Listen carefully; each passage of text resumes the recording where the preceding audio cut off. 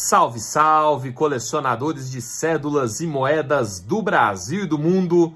Eu sou o Fernando Ganin do programa Vivendo a História e eu tô aqui animadaço com esse nosso estudo de todas as moedas, de todos os papéis moedas do Brasil. Um estudo gigante, um estudo alargado sobre toda a numária brasileira. Não temos preguiça de estudar. Não estamos com pressa de aprender, nós temos caminhado aí lenta e vagarosamente, porém de forma consistente, de forma persistente. Nós já passamos por vários soberanos, estamos entendendo a história com o olhar daquele tempo.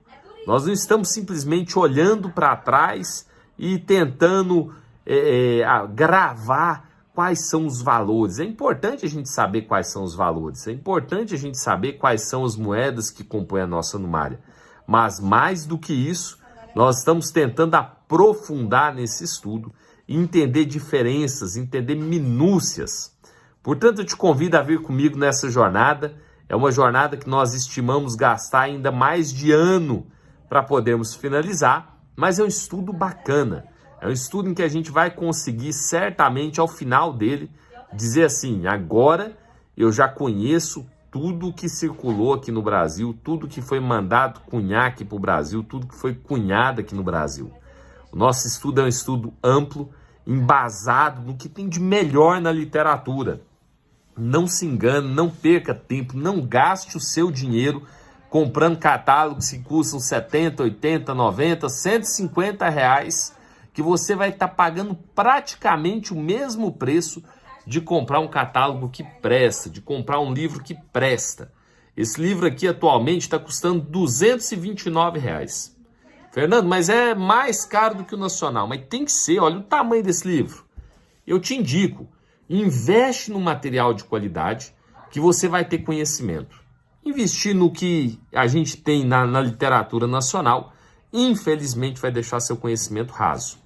Hoje nós vamos aprofundar um pouquinho mais, vamos falar sobre carimbo coroado. O valor agora é de R$ 120. É um carimbo que você tem que ter muita atenção. Presta atenção no que nós vamos conversar hoje e vamos juntos.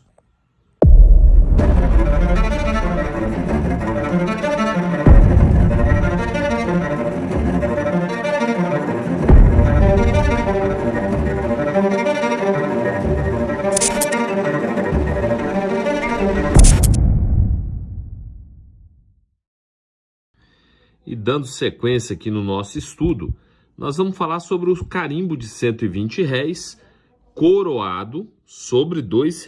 Olha que exemplar magnífico, esse exemplar que está aqui no livro. Olha o desenho do castelinho dele, da coroa dele, né? Olha que desenho interessante, que coroa mais disforme. Esse é o carimbão de 120 coroado. Você consegue observar bem a coroa? Porque isso é muito importante nessas peças de 120. Por que eu estou te falando? Porque essa peça de 120, esse carimbo de 120, existiram 3 possibilidades para esse carimbo. Eu vou te apresentar cada uma delas no vídeo de hoje.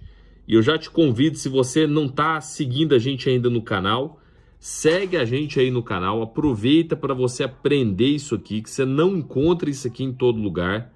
É difícil você ver alguém detalhando estudos sobre esses carimbos como a gente tem feito.